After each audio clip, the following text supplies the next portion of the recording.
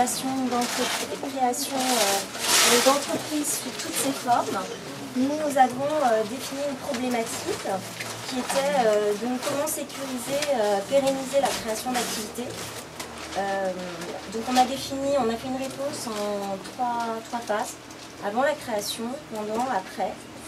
Avant la création, il nous semble, en solution numéro 1, travailler sur l'évaluation de l'adéquation de l'homme avec son projet, notamment en utilisant des dispositifs, les 10, d'évaluation au milieu de travail, pour découvrir un secteur d'activité, l'évaluation préalable à la création d'entreprise, qui sont des prestations notamment de Pôle emploi.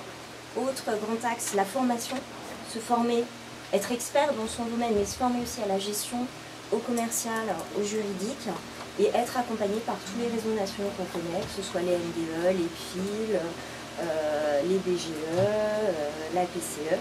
Voilà, ne pas rester seul dans son projet, et surtout, au point qui a été souligné par nos participants, travailler sur sa représentation de ce qu'est un chef d'entreprise.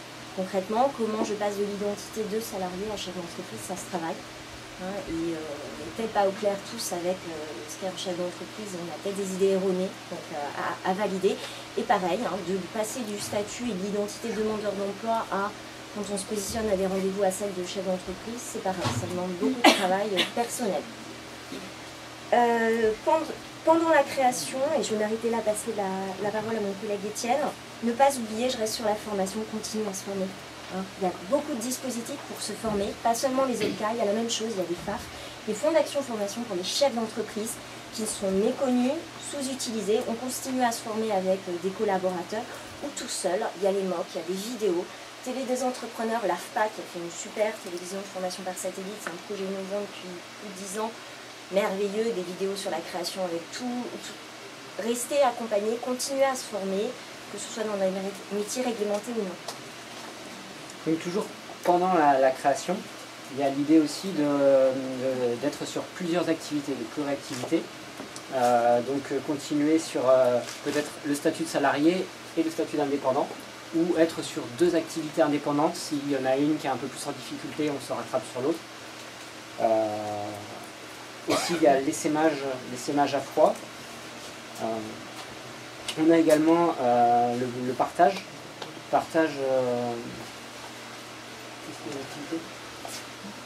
Le portage. Le portage. Salarial. Ouais, portage salarial, donc se faire aider par une entreprise qui va acquérir tout le statut juridique. Et enfin, en pépinière également, donc partir sur les pépinières va permettre aussi d'avoir des locaux et des avantages pour le démarrage. Et après la création, donc se baser donc sur des réseaux, sur des parrains qui vont nous permettre de nous accompagner, nous donner des informations, nous donner des billes aussi pour avancer. S'entourer aussi d'un collaborateur. On peut démarrer tout seul, mais à la longue, c'est bien d'avoir des personnes sur qui s'appuyer. Alors, en externalisant sur certains domaines, certaines compétences, on ne peut pas au bout d'un moment tout faire, mais à la fois sur des fois des collaborateurs aussi en interne. Et enfin, il y a tout le domaine du territoire, se baser sur l'économie collaborative, donc tous les partenariats que l'on peut créer, le réseau qu'on va avoir au sein du territoire, les différents métiers aussi, partenaires avec qui on va pouvoir s'entourer. Voilà, c'est les trois différentes phases qu'on a pu développer dans la création d'entreprises.